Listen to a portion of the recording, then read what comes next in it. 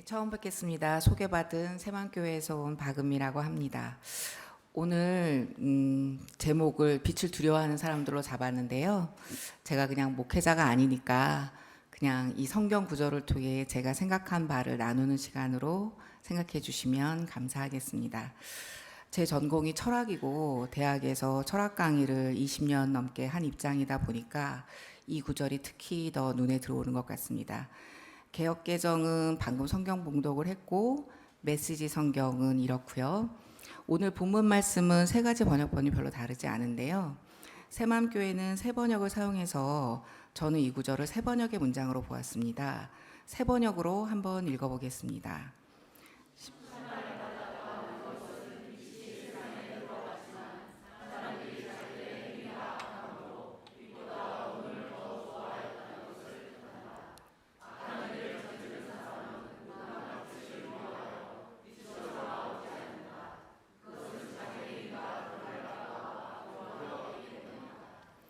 정말 찔리는 말씀이죠. 저를 만나시는 분들 중에는 철학을 한 사람이 신앙을 가지게 된 것에 대해서 궁금해하시는 경우가 제법 있습니다. 저의 경우에는 뭐 다른 분들도 그러시겠지만 이성의 한계를 느껴서 이성으로는 안 되는구나 하는 거를 느껴서 신앙으로 오게 되었습니다. 인간이 그리 이성적인 존재가 아니더라고요. 오래도록 저는 왜 인간은 보편적 인식을 못하는가, 보편적 객관적 인식을 못하는가, 왜들 그렇게 논리를 적용하지 못하는가를 답답해 했었는데요. 논리를 심리와 무의식이 비틀고 들어오기 때문에 논리적인 결론에 승복하는 것이 인간에게 굉장히 어려운 것임을 점점 깨닫게 되었습니다. 우리 눈에는 타인들이 논리에 승복하지 못하는 것은 보이지만 자신이 논리에 승복하지 못하는 것은 보이지 않죠.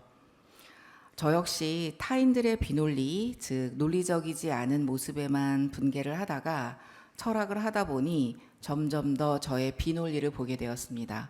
저도 철학을 한 15년쯤 한 다음에서야 내가 이렇게 비논리적인 면이 있다니 이러면서 스스로에게 깜짝깜짝 놀래곤 했습니다. 그러면서 논리적 결론에 승복하지 못하고 고집을 부리는 인간의 특성이 죄성이라는 인식을 하던 중에 어느 날 갑자기 은혜로 불러주셔서 신앙인이 될 수 있었습니다. 요즘에 확증 편향이라는 용어가 많이 사용되고 있는데요. 확증 편향은 자신이 원하는 결론에만 꽂혀서 그 결론을 뒷받침하는 근거에만 관심을 가지고 그 결론과 배치되는 진실이 분명히 있는데도 그 결론이 참이 아니라는 걸 말하는 어떤 진실들이 있는데도 그 진실들에는 눈을 감아버리는 것을 말합니다. 유튜브 알고리즘처럼 보던 것만 계속 보고 자신의 생각이 정당하다고 해주는 근거들에만 관심을 가지는 것이죠. 그런데 세상에는 명실상부라는 말이 맞는 경우도 있고 유명무실이라는 말이 맞는 경우도 있습니다. 그렇다 보니 뭐든지 귀에 걸면 귀걸이, 코에 걸면 코걸이식으로 끼워 맞추면 말이 되는 것 같은 착각이 일어나는 경우가 많습니다. 그래서 논리적으로 생각하는 것이 쉬운 일은 아닌데요. 논리적으로 생각한다는 것은 관련된 내용의 참거짓을 판단한 후 참인 사실들에만 근거해서 결론을 도출하는 것입니다. 이렇고 이렇단 말이지 그러면 우리는 어떤 결론에 도달해야 되는 거지? 라는 걸 차분히 생각을 하는 거죠. 그런데 인간은 자기의 생각과 행동이 정말 옳은가? 이거를 치밀하게 검토하기보다는 자신의 생각과 행동이 옳다는 것을 입증하는데 이성을 사용하는 존재입니다. 우리는 고집스럽게 자기 방식을 고수하면서 자기 방식이 옳은 이유를 생각하는데 시간을 보냅니다. 이것이 다른 사람의 말을 제대로 듣지 못하는 이유인데요. 여러분이 대화를 해보시면 다른 사람들이 자기 관심에 따라서 보고 싶은 것만 보고 듣고 싶은 것만 들으면서 있는 그대로를 보거나 듣지 못한다고 느끼실 텐데요. 철학을 하다 보니 인간의 마음과 생각이 나아가는 방향을 의식하게 되는데 결국은 에너지가 덜 드는 방향이에요. 마음과 생각은 그냥 편리한 방향, 즉 자신에게 유리한 방향으로만 나아가기 쉽습니다. 나와 타인이 갈등할 때 우리는 내가 타당하고 상대방이 타당하지 않을 가능성에만 집중하게 됩니다. 내가 타당하지 않고 상대방이 타당할 가능성은 생각하기 어렵습니다. 내가 타당하지 않을 가능성을 생각하는 데에는 에너지가 많이 드니까요. 철학적 인식은 내가 타당할 가능성과 상대방이 타당할 가능성을 균형적으로 고려하는 건데 이러기가 어렵습니다. 인간의 마음과 생각은 상대방이 타당하지 않을 가능성으로만 가기 쉽습니다. 그래서도 그렇게 말이 안 되는 생각과 행동을 하는 사람이 우리 눈에 많이 뜨이는 것입니다. 자신이 한 어떤 생각과 행동이 선을 넘으면 자기가 그랬다는 걸 사실은 자기도 알거든요. 근데 자기가 선을 넘었다라는 걸 알지만 그걸 인정하기보다는 선을 넘은 자신이 정당했다라는 증거에만 골몰하게 됩니다. 우리는 모두 자신이 옳은 사람이라고 생각하고 싶어 하기 때문이지요. 우리가 다른 사람이 답정너라는 건 잘 알아요. 답은 정해져 있으니까 너는 말만 해. 이게 답정너잖아요. 그러니까 다른 사람이 답정너라는 건 잘 알아요. 근데 내가 답정너인 측면은 잘 몰라요. 그래서 우리도 사실은 정도의 차이만 있을 뿐 답정너인 것 같아요. 인간은 모두 정도의 차이만 있을 뿐 답정너인 것 같아요. 그러니까 내가 답정너인 시간을 줄이는 게 중요한 거인 것 같은데요. 그래서 사는 게 결국은 타인이 답정너라면서 화내면서 살 거냐, 아니면 나도 답정너라는 걸 알아서 타인이 답정너로 행동할 때 그거를 그래도 조금씩 수용해 가면서 살 거냐, 이 두 가지의 갈림길이 있는 것 같습니다. 인간은 이성적인 결론, 논리적인 결론에 스스로를 종속시키기 힘들어하는 존재입니다. 자기가 원하지 않는 논리적인 결론에 자기를 종속시키는 존재가 아니라 자신이 원하는 결론이 이미 있고 그 원하는 결론에 이게 맞지? 이런 식으로 근거를 갖다 붙이는 방식으로 이성을 활용합니다. 직장 상사나 권력이 있는 사람들이 이러는 걸 많이 보셨을 것이고요. 거기에 제대로 된 문제 제기를 하지 못한 것에 대한 억울한 마음이 우리 모두에게 있습니다. 철학에서도 칸트 같은 이성 중심주의 철학자들은 논리적 이성적 결론에 인간이 스스로를 종속시킬 수 있다고 믿는데 이러한 이성에 대한 신뢰에 문제 제기를 했던 철학자들이 또 있습니다. 대표적인 철학가가 데이비드 휴인데 데이비드 휴은 이성은 정념의 노예라고 얘기를 했죠. 그러니까 인간은 정념적 결론, 이게 이제 자신이 원하는 결론이에요. 자기의 패션, 정념이 원하는 결론, 정념적 결론을 정당화하는 근거를 찾는데 자신의 이성을 쓰는 존재라는 것이죠. 그러니까 내 말이 왜 맞는가를 입증하는 데만 골몰한다는 얘기입니다. 근데 재밌는 것은 이렇게 이성의 한계를 지적한 데이비드 휴은 굉장히 이성적으로 살았다는 겁니다. 본인이 장암 진단을 받고도 전혀 생활이 흐트러지지 않았어요. 마지막 날까지 평소에 살던 대로 글 쓰고 대화 나누고 그렇게 똑같이 살다가 죽었습니다. 그러니까 데이비드 휴은 오히려 이성을 끝까지 사용했기 때문에 이성의 한계를 얘기할 수 있는 철학자였습니다. 이성의 한계를 얘기해서 이성을 정말 제대로 사용하도록 독려하는 철학을 한 셈입니다. 칸트가 데이비드 휴을 두고 자신을 독단의 잠에서 깨어나게 한 철학자다 이렇게 얘기를 했는데요. 칸트는 데이비드 휴을 인정하면서도 결국 그래도 인간은 자신이 원하지 않은 결론이라도 그것이 논리적으로 정당하면 그 결론에 스스로를 종속시킬 수 있는 이성적 능력이 있는 존재라고 주장했습니다. 늘 그럴 수 있는 건 아니지만 그 능력은 있다는 거죠. 칸트 말도 맞죠? 우리가 내 마음에 들지 않는 결론이라도 그 결론이 타당하면 힘들어도 그 결론에 따르기도 하잖아요. 사과하기 싫지만 사과를 하기도 하고 말이죠. 인간이 철학을 하는 거 보면 칸트 말이 맞기도 한 것 같습니다. 그렇지만 휴메의 경고를 받아들여서 이성이 만능은 아니라는 점을 경계해야 이성을 제대로 사용하는 것이기는 할 것입니다. 우리가 자동차 미러에 사각지대가 있다는 것을 모르면 운전할 때 문제가 많이 생기겠지요. 휴은 결국 인간 인식에 사각지대가 있음을 경고한 것이기는 합니다. 인간에게는 인식에 사각지대가 있습니다. 타인과 갈등할 때 상대방이 타당하고 내가 타당하지 않은 측면은 인식의 사각지대로 들어가 버립니다. 철학은 인식의 사각지대를 밝혀 인식의 균형을 잡고자 하는 노력입니다. 보편적 인식을 하고자 하죠. 그런데 다들 느끼시겠지만 지금까지 말씀드린 것처럼 인간은 인식의 균형을 잡지 못합니다. 내로남불을 많이 하죠. 그러니까 내로남불은 편향적 인식이고 이거를 비판적 인식으로 하면 내가 하는 게 내 눈에는 로맨스이지만 남이 보기엔 불륜에 불과할 수 있고 남이 하는 거 저거 저 사람에게 남인 나에게는 불륜에 불과하지만 본인 자신에게는 엄청난 로맨스일 수 있다. 이게 조금 더 확장된 비판적 인식이기는 한데요. 네, 인간은 별로 논리적으로 생각하고 싶어 하지 않습니다. 생각이 되어가는 대로 생각하고는 자신의 생각이 옳다고 믿고 싶어 합니다. 결국 철학은 인식의 균형을 잡으려는 끊임없는 노력일 뿐입니다. 내가 남을 어떻게 불편하게 하는지, 즉 나에게는 남들을 불편하게 하는 어떠한 경향성이 있는지를 알거나 의식하고 있다면 자신을 좀 돌아볼 줄 아는 사람이고, 내가 남들로 인해 어떻게 불편한지는 알지만 남들이 나로 인하여 어떻게 불편한지는 잘 모르겠다면 인식의 균형이 그렇게 잡혀 있는 분은 아니겠죠. 왜 인간이 논리적으로 생각을 못하는가가 저한테 굉장히 중요한 화두였어서 인간의 마음과 생각의 방향에 대한 의식을 할 수 있었습니다. 인간의 마음과 생각은 자신을 편리하게 하는 쪽으로, 에너지가 덜 드는 쪽으로 가지 에너지가 많이 드는 쪽으로 가지 않습니다. 그래서 남에 대해서 나쁜 방식으로 넘겨지게 됩니다. 그래서 정말 인간의 현실을 보면 인간의 죄성을 인식하게 됩니다.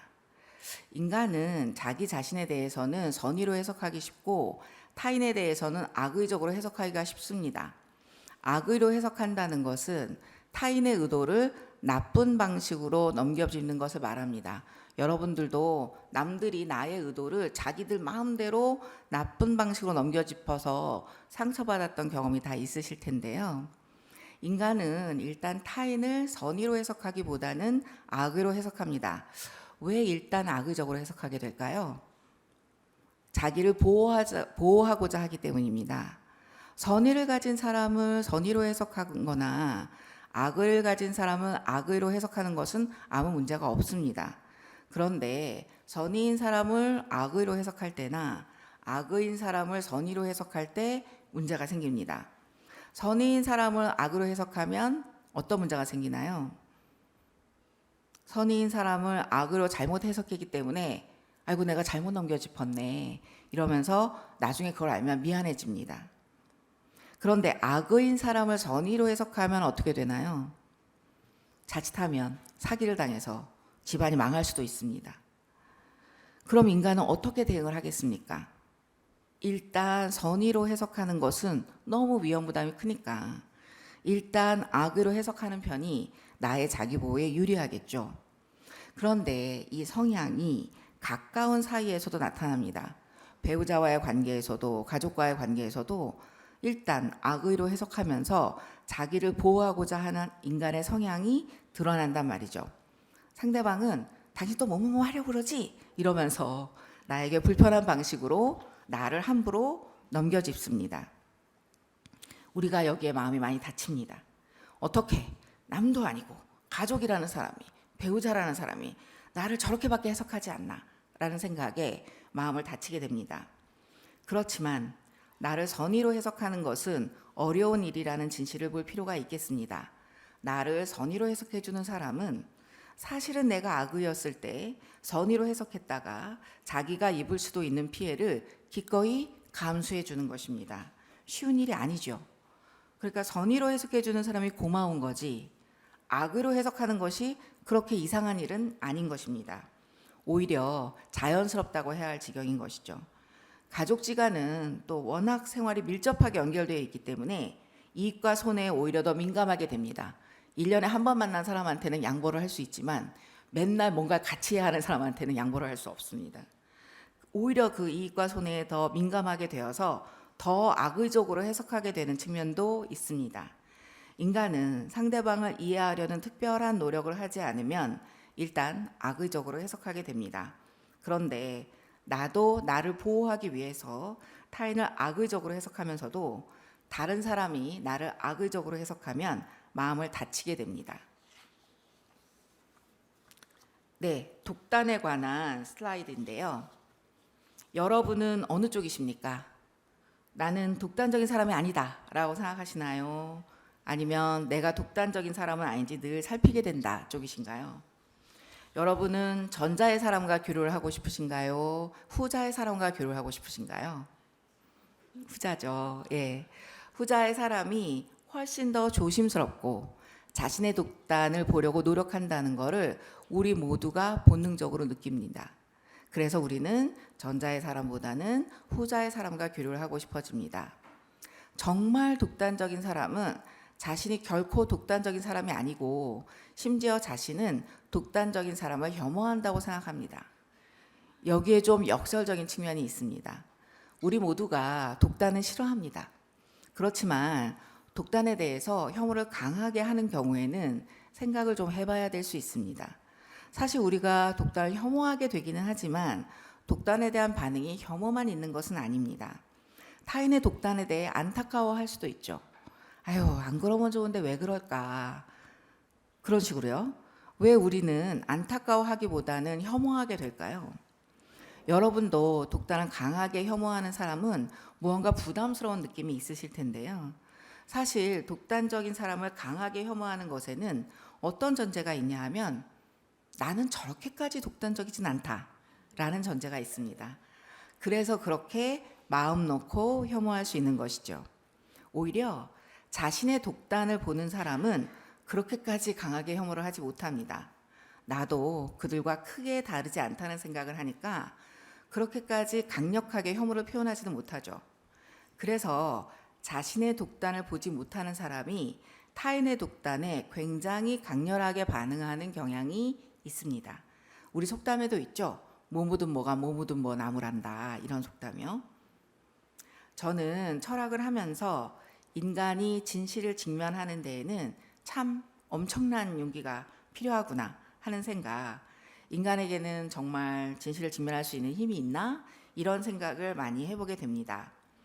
마음을 불편하게 하는 진실을 피해서 마음을 편리하게 하는 거짓에 안주하는 게 인간 존재의 특성인 것 같습니다.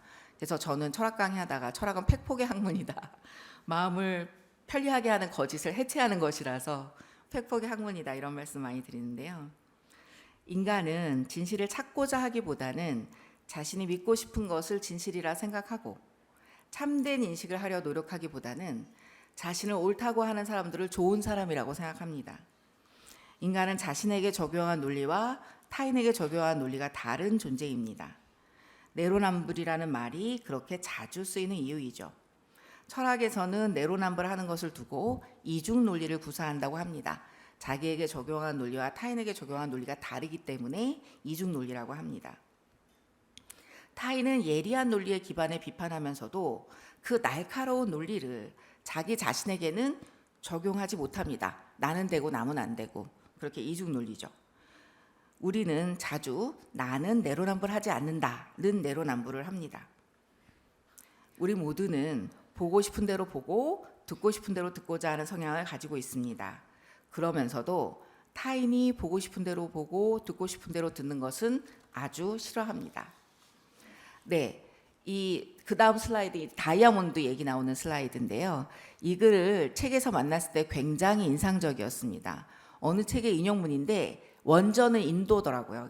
인도 책에서 발췌한 인용문인데요. 같이 읽어주시겠습니까?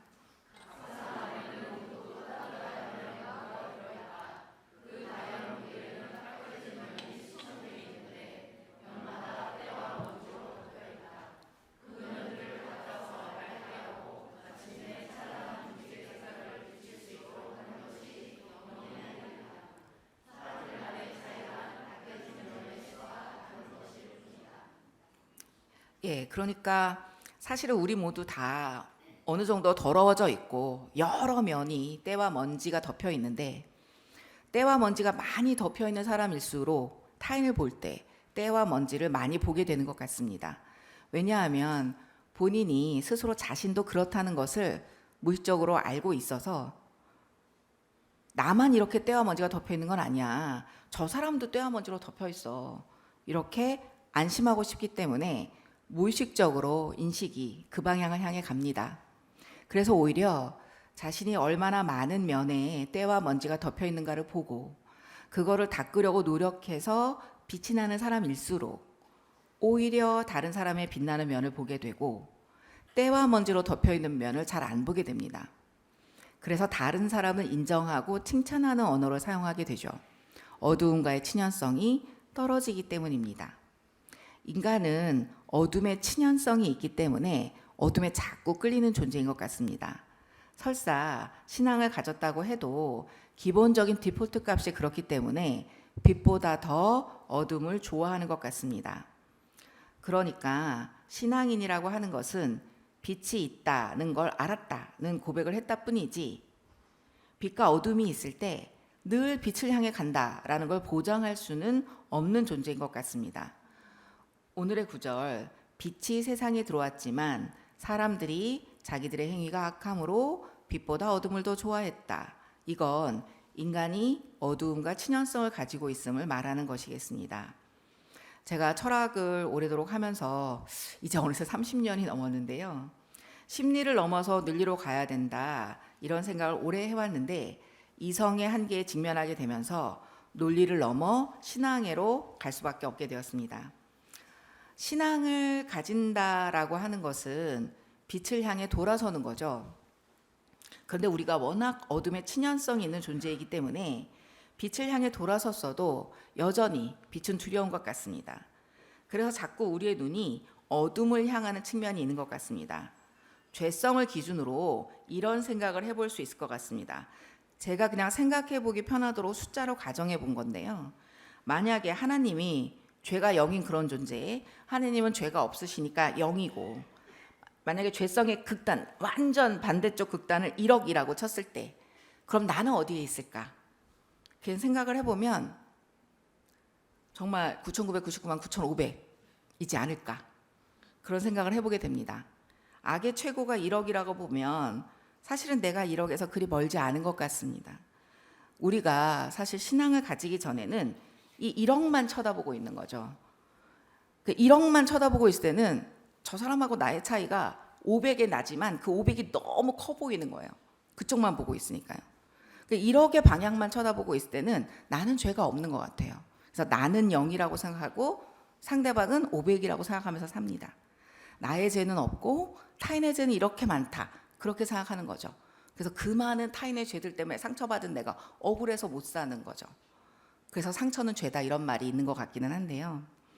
그런데 회개를 하면 회개라고 하는 거는 방향을 바꾸는 거잖아요. 1억을 보던 시선을 돌려서 0을 보는 거죠. 그렇죠? 방향을 턴해서 빛을 향해 돌아서면 0을 보다 보면 정말 이 0하고 9,999만 9,500 이 사이의 거리가 너무 아닥하잖아요. 예, 너무 아닥해서 이 1억과의 500의 차이, 이거는 아무것도 아니게 느껴지는 겁니다. 그러니까 이 500의 차이, 500과의 차이에 그렇게 골몰하게 되지 않습니다. 그러니까 우리의 시선이 1억을 향해 있는지, 0을 향해 있는지, 그걸 좀 생각해야 될 것 같습니다. 내 눈에 남의 죄가 너무 보인다면 혹시 나의 눈이 1억을 향해 있지 않은가를 생각해 봐야 될 것 같습니다. 우리가 신앙인이고 빛을 향해 돌아섰지만 이 빛은 여전히 두렵고 그 빛에 설 때마다 나의 어두움이 드러나기 때문에 자꾸 본능적으로 남의 죄를 보는 쪽으로 시선이 가는 것 같습니다. 그래서 남의 죄를 보게 될 때 조심해야 하는 것이겠습니다.